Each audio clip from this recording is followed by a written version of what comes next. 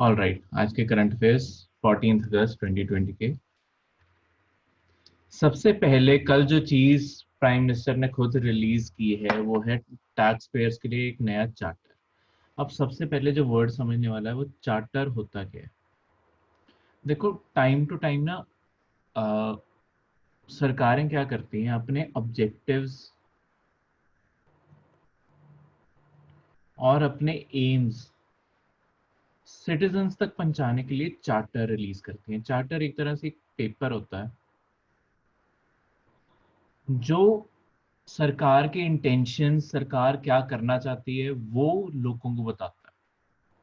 तो ये income tax department से चार्टर रिलीज हुआ है। तो इनकम टैक्स डिपार्टमेंट अब आने वाले टाइम में सिटीजन फ्रेंडली पॉलिसीज क्या बनाने वाला है और वो क्या एम करता है अपनी सारी पॉलिसीज के थ्रू, उन्होंने ये रिलीज किया है। ठीक है।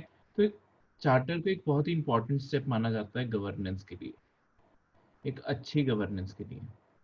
क्योंकि जब तुम चार्टर रिलीज करते हो, देखो सरकार कोई कंपल्शन में नहीं है चार्टर रिलीज करने की। और चार्टर सिर्फ सरकार नहीं, प्राइवेट कंपनीज भी रिलीज कर सकती हैं। चार्टर एक्चुअली डिफाइन करता होता है कि तुमने क्या क्या क्वालिटीज तुम प्रोवाइड करने का या क्या क्या प्रोमिस तुम फुलफिल करने का कोशिश करोगे। तो एटलीस्ट सरकार अच्छी गवर्नेंस के लिए कहीं ना कहीं स्टेप्स उठाने को तैयार होती है। इसे विलिंगलेस माना जाता है कि हाँ, सरकार कुछ तो करना चाहती है। ठीक है, इसलिए चार्टर्स इंपॉर्टेंट होते हैं। चार्टर कभी कोई बाइंडिंग नहीं होते, जरूरी नहीं है कि जो चार्टर में लिखा है वो एक्चुअली में होगा भी। ठीक है, ये सिर्फ एम्स और ऑब्जेक्टिव्स है। बस हम क्या करेंगे और कैसे करेंगे, ऐसी चीजें बताई जाती हैं। तो इसमें ऐसी बातें हैं, मतलब ये जो चीज़ है तुम्हारी टैक्स पेयर चार्टर, ये तुम्हें प्रीलिम्स में नहीं आएगा, ये तुम्हें मेंस में आएगा। जब गवर्नेंस की बात आएगी कि सरकार कौन से स्टेप्स उठा रही है, सरकार कौन से स्टेप्स उठा रही है आपके गवर्नेंस, गुड गवर्नेंस के लिए। ठीक है, ये हम पॉलिटी में ही आगे जाके पढ़ेंगे, गुड गवर्नेंस और ये सब कुछ। तो गुड गवर्नेंस होता है कि क्या क्या अच्छे स्टेप्स उठाए जा रहे हैं, तो उसमें हम कहीं ना कहीं इसे यूज कर सकते हैं। सरकार टैक्स पेयर्स के लिए भी आसान बनाने के लिए कुछ स्टेप्स उठा रही है। जैसे कि सारे टैक्स पेयर्स को पहले इंस्टेंस में हमेशा ऑनेस्ट इंडिविजुअल्स माना जाएगा। नहीं तो क्या होता है कि अगर बाई चांस किसी से कोई गलत फीलिंग हो जाए, कुछ भी हो जाए, सबसे पहले ही उसे क्रिमिनल देखने लग जाते हैं कि उसे जानबूझ के किया होगा। देखो, अकाउंटिंग आना, टैक्सिंग सही तरीके से आना, ये अपने आप में एक स्किल का काम है। ठीक है, हो सकता है कि किसी से कोई गलती हो जाए, तो तुम स्टार्टिंग में ही किसी को क्रिमिनल मान के चलो कि उसने जानबूझ के ही सरकार से चीजें छुपाई होंगी, वो अपने आप में गलत है। ठीक है, तो इस कारण जो फर्स्ट स्टेप जो इम्पोर्टेंट है इसमें, वो ये है कि ऑनेस्ट इंडिविजुअल्स के तौर पे माना जाएगा। ये एक टैक्स पेयर के इसमें बहुत, मतलब चार्टर है वैसे तो, पर अच्छा स्टेप माना जा रहा है इसे। ठीक है। फिर बाकी वही है, प्राइवेसी मेंटेन की जाएगी, कॉन्फिडेंशियलिटी मेंटेन की जाएगी। ठीक है, कोई भी लॉज कंप्लेंट कोई फाइल कर सकता है, उसके लिए एक प्रॉपर मैकेनिज्म फाइल किया जाएगा। अगर किसी को लगता है कि इनकम टैक्स डिपार्टमेंट किसी चीज़ में एक्सेस कर रहा है या कोई आपको करप्ट प्रैक्टिसेस में इन्वॉल्व होने को बोल रहा है, आप कंप्लेंट फाइल कर सकते हो। ठीक है। फिर कुछ जिम्मेदारियां, इस चार्टर में एक चीज और अनोखी है, कुछ जिम्मेदारियां, ऐसा नहीं है, नहीं तो चार्टर में क्या होता है, हमेशा ऑर्गेनाइजेशन अपने ऊपर जिम्मेदारियां लेते हैं कि हम क्या क्या करेंगे। इसमें टैक्स पेयर के ऊपर भी कुछ रिस्पॉन्सिबिलिटीज, कुछ ड्यूटीज डाली गई है। पहले उन्होंने डिफाइन किया कि हम क्या क्या करेंगे, फिर उन्होंने कहा है अब जो लोग हमारे साथ जुड़ रहे हैं हम उनसे क्या क्या उम्मीद रखते हैं, कि वो ऑनेस्ट रहेंगे, कंप्लायंट रहेंगे, अपनी सारी इंफॉर्मेशन सही तरीके से देंगे। ठीक है, टैक्स रूल कंप्लायंस सब कुछ देंगे, रिकॉर्ड्स एक्यूरेट बनाएंगे। ठीक है, टाइमली सब कुछ फाइल करेंगे, और कोई भी इनकम टैक्स डिपार्टमेंट की तरफ से कोई भी क्वेरी आती है उसका भी टाइमली रिप्लाई करेंगे। ठीक है, ऐसी सारी चीज़ें। ये मेंस की चीज़ है, ये प्री में वैसे नहीं आएगी, पर बतानी ज़रूरी थी। ठीक है, नेक्स्ट चीज़ है schedule 6 of the Indian constitution, D आना चाहिए। एक यहाँ पे डी मिसिंग है, शेड्यूल आना है। Schedule 6 of the Indian constitution. तो शेड्यूल्स होते क्या हैं? सबसे पहले देखो, कॉन्स्टिट्यूशन के सबसे एंड में दिए होते हैं कुछ एक्स्ट्रा इंफॉर्मेशन के लिए जो कॉन्स्टिट्यूशन से ही जुड़ी हुई है। कॉन्स्टिट्यूशन में पार्ट्स होते हैं, पार्ट्स में आर्टिकल्स होते हैं जिनमें बहुत सारे जुडिशरी के बारे, पार्लियामेंट के बारे, प्रेसिडेंट के बारे, वाइस प्रेसिडेंट के बारे, सारे आर्टिकल्स, उनकी पावर्स, क्या क्या वो काम कर सकते हैं, वो सब कुछ यहाँ पे दिया हुआ है। पर अगर कोई लेट्स सपोज प्रेसिडेंट बारे थोड़ी सी एक्स्ट्रा इन्फॉर्मेशन लेना चाहता है कि प्रेसिडेंट को कौन सा घर दिया जाएगा, जो राष्ट्रपति भवन है वो कहाँ लिखा है कि उसे वही घर देना है, प्रेसिडेंट को क्या हाउस मिलना है, कितनी सैलरी मिलनी है। अब ये सारी डिटेल है जो टाइम टू टाइम चेंज भी हो सकती है, सैलरी तो खासकर चेंज हो सकती है। तो इसके लिए क्या पूरा कॉन्स्टिट्यूशन चेंज करने लग जाओगे? नहीं। ऐसी एक्स्ट्रा इंफॉर्मेशन के लिए कॉन्स्टिट्यूशन में लिखा हुआ है कि लास्ट में रेफर करो जो भी शेड्यूल इसके लिए जोड़ा गया है। जैसे सैलरीज जो लिखी है वो शेड्यूल 2 में लिखी हुई है, ठीक है। शेड्यूल 2 में कोई भी पढ़ के देख सकता है, अच्छा प्रेसिडेंट को इतनी सैलरी मिल रही है। क्लियर है? अब इसी के चलते हुए जो शेड्यूल 6 है, शेड्यूल 6 एक बहुत ही स्पेशल शेड्यूल है कॉन्स्टिट्यूशन का। शेड्यूल 5 और 6 दो शेड्यूल, पहले 5 बताता हूँ फिर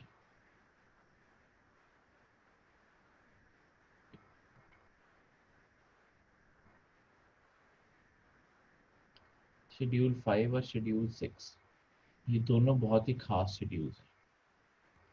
जो शेड्यूल 5 है,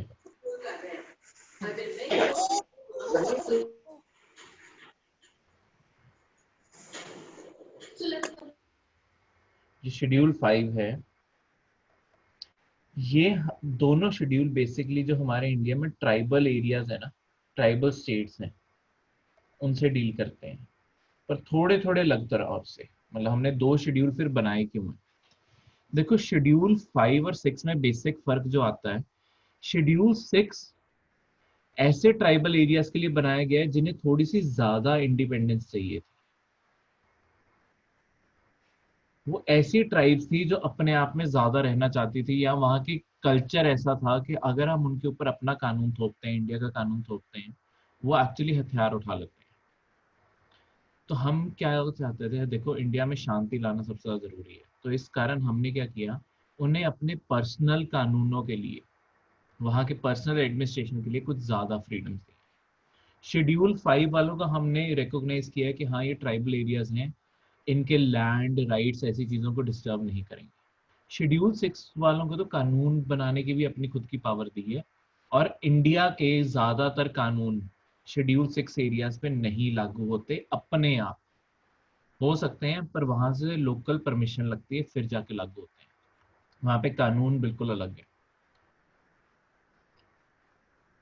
बिल्कुल डिफरेंटली ऑपरेट करते हैं। तो बेसिकली न्यूज बनी कैसे है? अरुणाचल प्रदेश जो है हमारी स्टेट नॉर्थ ईस्ट में, ये सेम शेड्यूल 5 में आती है। ये चाहती है कि हमें भी शेड्यूल 6 मिले। अब शेड्यूल 6 में बिकॉज ज़्यादा इंडिपेंडेंस, ज़्यादा फ्रीडम मिलती है, तो लोकल एरिया में ज़्यादा बेटर कंट्रोल हो जाता है पॉलिटिकल पार्टीज का। इस कारण political parties time to time schedule 6 में जाने की डिमांड करती रहती हैं, पर सरकार सबकी बात मानती नहीं है। बस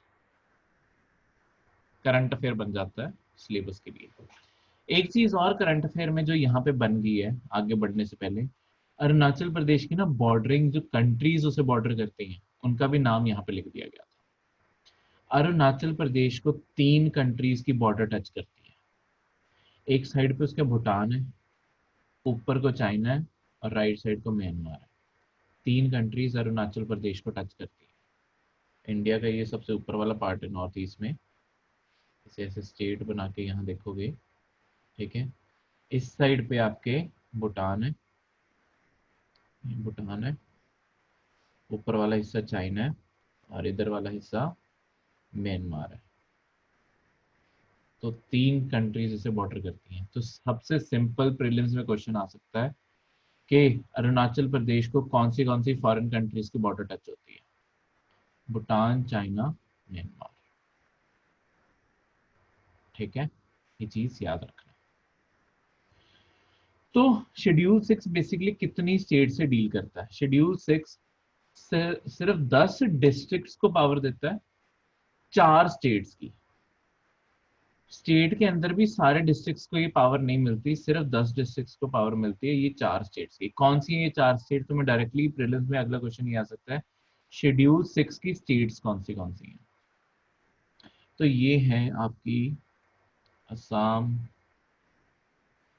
मेघालय, मिजोरम एंड त्रिपुरा। ये स्टेट्स में बहुत मुश्किल से हमने शांति लाई है।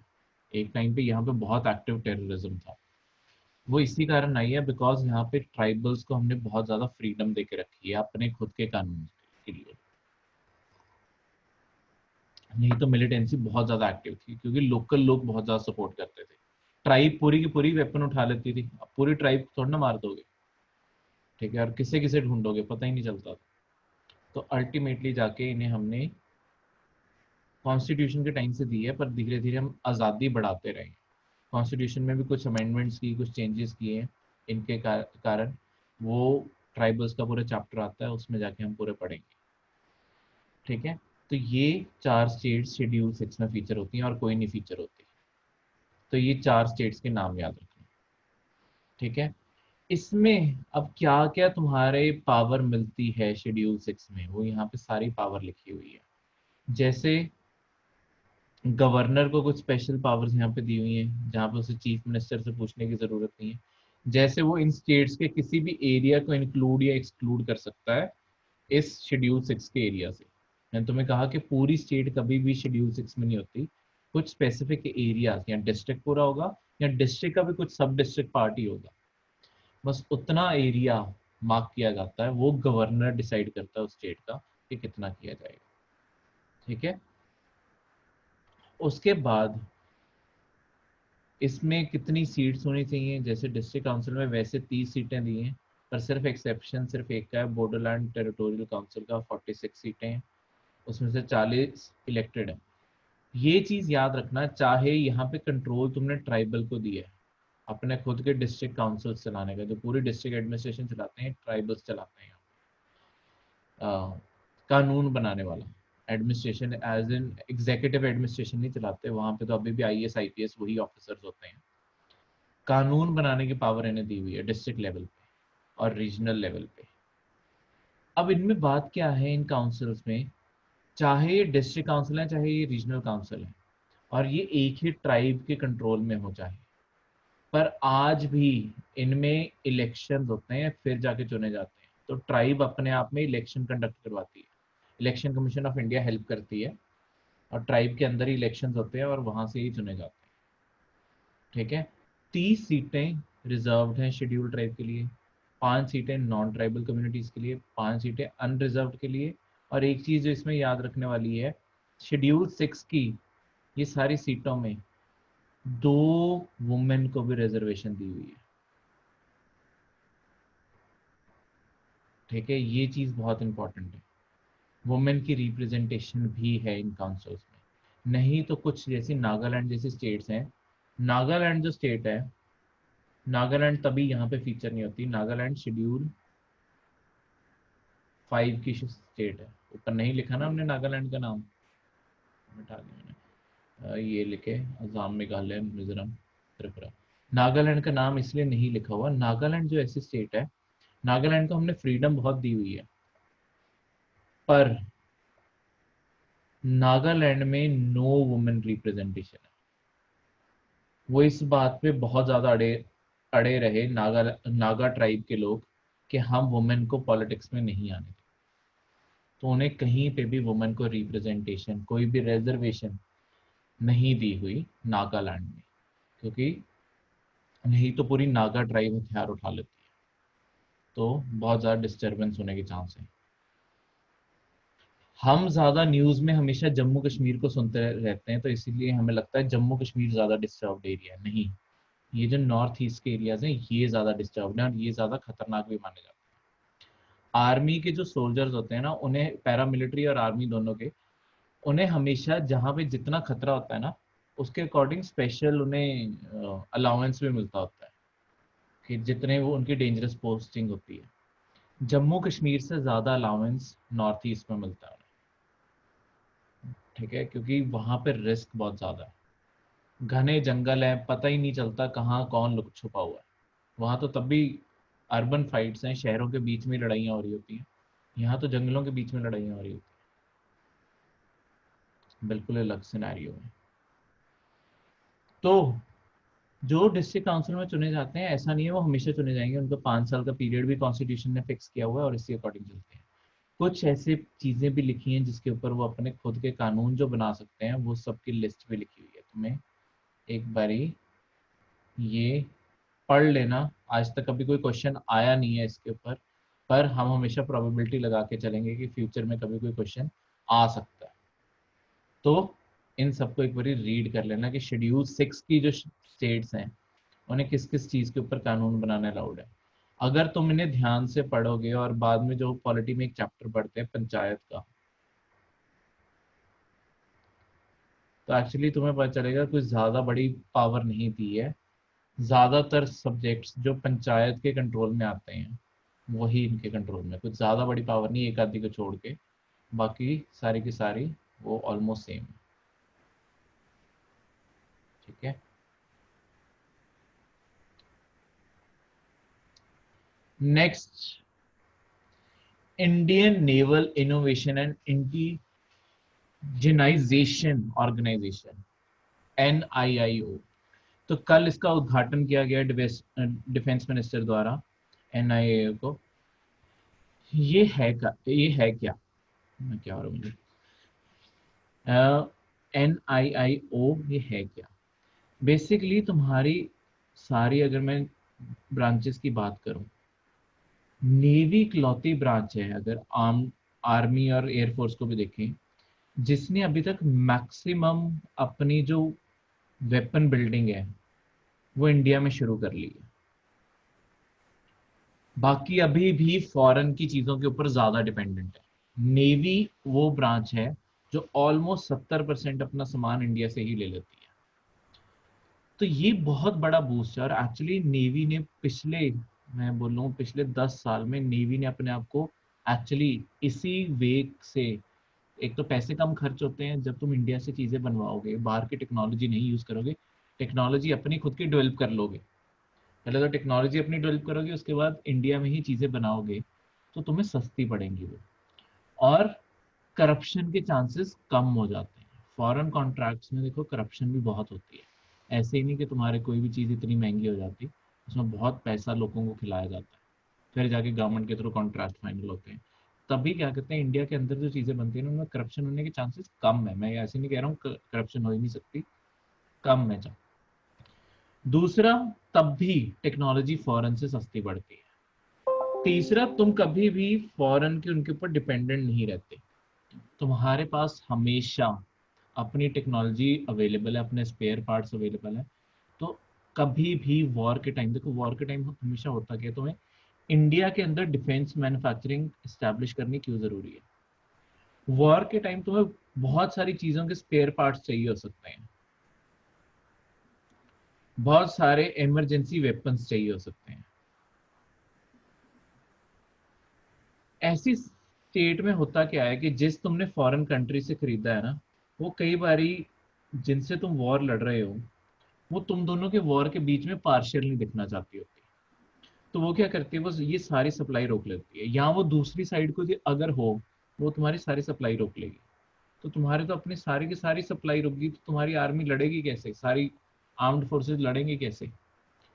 अगर सामान इंडिया में ही बन रहा होगा, इंडिया की कंपनीज ही बना रही होंगी, तो वो तो कभी बनाना बंद ही नहीं कर सकती, गवर्नमेंट ऑफ इंडिया जबरदस्ती बनवा देगी उनसे, अगर वो रुकना भी चाहेंगे तो अपने आप हमारे इंडिया में बनाने का हमारे पास बहुत बड़ा इंसेंटिव है। डिफेंस ऐसी इंडस्ट्री है जो कभी फॉरेन के ऊपर तो डिपेंडेंट होनी नहीं चाहिए।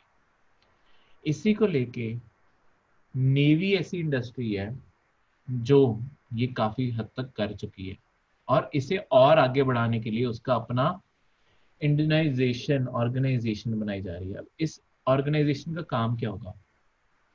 देखो इसमें अब लॉन्ग टर्म में नेवी में चाहिए तुम्हें कि रिसर्च एंड डेवलपमेंट भी हो, नए नए वेपन्स, नए नए शिप के बनाने के तरीके, सब कुछ डिजाइन हो।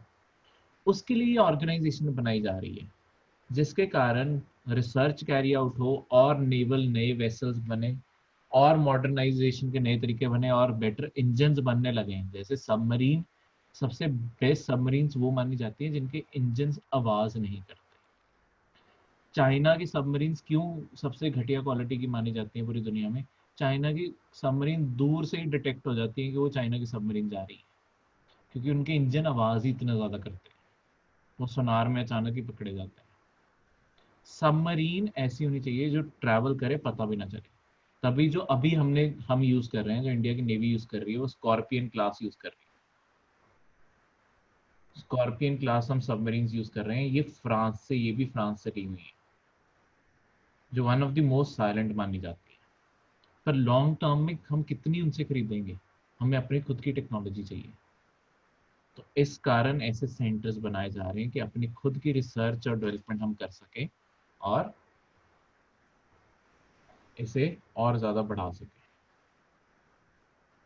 ठीक है, क्लियर है? अब एक करंट अफेयर जो मैं अभी क्लास के कुछ ही मिनट पहले पढ़ के हटा हूँ, तुम्हारे न्यूज़पेपर्स ने कवर नहीं किया, बहुत ही शर्म की बात है कि न्यूज़पेपर ऐसी चीज़ें कवर नहीं करते। रैंडमली किसी वेबसाइट ने लिखा है, पर बहुत ही इंपॉर्टेंट करंट अफेयर है जो तुम्हारे स्टेट सर्विसेज में भी आ सकता है और इवन यूपीएससी में भी आ सकता है। मतलब पीसीएस, एचएएस, एचसीएस, यूपीएससी, सारे किसी भी पेपर में आ सकता है। देखो, अभी तक हमने स्पेस स्पेस में प्राइवेट सेक्टर में सिर्फ स्पेस एक्स का नाम सुना है, जो अमेरिका की कंपनी है, जिसने अपना रॉकेट सक्सेसफुली लॉन्च किया, अपने एस्ट्रोनॉट्स को कुछ टाइम स्पेस में रखा, इंटरनेशनल स्पेस स्टेशन पे, और फिर वापस भी लैंड करा दिया। इसके कारण स्पेस एक्स को प्राइवेट सेक्टर में लीडिंग फर्म बोला जा रहा है। पर एक इंडिया की यहाँ पे चीज रिकॉग्नाइज करनी भी जरूरी है। इंडिया में ऐसा नहीं है कि डेवलपमेंट हो नहीं रही। इंडिया में एक प्राइवेट इंडस्ट्री है, प्राइवेट सेक्टर में एक कंपनी ने नाम कमाया है, उसका नाम है Skyroot Aerospace. Skyroot Aerospace, ये कंपनी ने अभी सक्सेसफुल, कल ही सक्सेसफुल लॉन्च कर दिया है अपना first rocket engine. Rocket engine का ट्रायल कंडक्ट किया है, और वो भी अपर स्टेज के। वो अब ये होते क्या, मैं बताता हूँ। देखो, अपर स्टेज रॉकेट इतना इंपॉर्टेंट क्यों, और अपर स्टेज होता क्या है? जब तुम अर्थ सरफेस से कोई भी चीज लॉन्च करते हो, हमेशा देखना, जो रॉकेट ऊपर को जा रहा होता है ना, उसके नीचे थोड़े थोड़े कंपोनेंट्स गिरते रहते हैं। ये होता क्या है, स्टार्टिंग में जो होते हैं, सबसे पहले जो होते हैं वो थर्स्टर्स होते हैं, सबसे भारी जो कंपोनेंट्स होते हैं जो टेक ऑफ के लिए यूज होते हैं, वो सबसे पहले फायर ऑफ होते हैं। पर जब उनमें जैसे ही फ्यूल खत्म होता है, उन्हें सिर्फ एक हाइट तक जाने के लिए बनाया जाता है, वो फिर टूट के अलग हो जाते हैं। फिर अगले इंजन शुरू होते हैं जो एक स्टेज तक लेके जाएंगे, अर्थ के बाहर के एटमॉस्फेयर तक लेके जाएंगे, और वो भी जाके अलग हो जाएंगे। फिर अगला इंजन शुरू होता है जो स्पेस के अंदर एंटर करवाता है, और फाइनल इंजन होता है जो स्पेस में उस चीज को पोजीशन करने के लिए यूज होता है। तो ये चार स्टेजेस, 3 या 4 स्टेजेस में तुम्हारे टोटल इंजन्स बनाए जाते हैं, रॉकेट इंजन्स बनाए जाते हैं, जिसके थ्रू तुम्हारी सैटेलाइट से लेके हर चीज लॉन्च की जा सकती है। स्काई रूट एरोस्पेस ने तुम्हारे अभी जो ये अपर स्टेज टेस्ट का क्या मतलब है, ये दोनों स्टेजेस भी सक्सेसफुली टेस्ट कर ली है। यानी कि इनके पास रॉकेट की वो कैपेबिलिटी आ गई है कि ये कोई भी चीज स्पेस में भेज सकते हैं। ठीक है, अभी तो फिलहाल सिर्फ रॉकेट भेज के देखा है, इसके बाद कोई ना कोई पैकेज भी साथ में भेज के देखेंगे। ठीक है, उसी से पता चलेगा कि क्या सामान कोई पहुंचाने में कामयाब हो रहे हैं या नहीं हो रहे। पर एटलीस्ट शुरुआत है। तो तुम्हें हमेशा पेपर में क्वेश्चन आ सकता है कि वो कौन सी कंपनी है इंडिया की जिसने successfully upper stage rocket engine test fire कर दिया। और बिकॉज ये किसी मेन स्ट्रीम न्यूज़पेपर में नहीं कवर हुआ तो तुम्हारे कंपटीशन को ये नहीं आता होगा। ये तो बाई चांस रैंडमली वेबसाइट देख रहा था न्यूज़ की तो वहाँ आ रहा था, ठीक है, साइंस इंटेक की वेबसाइट देख रहा था तो वहाँ आ रहा था। तो ये चीज़ याद रखना, शायद कुछ दिनों में तुम्हारे न्यूज़पेपर में आ जाए, पर अभी तो फिलहाल आज के पेपर में भी नहीं था, कल भी नहीं कुछ आया, देखते हैं। पर बताना ज़रूरी था कि ऐसा भी कुछ है, ठीक है। किसी को कोई डाउट?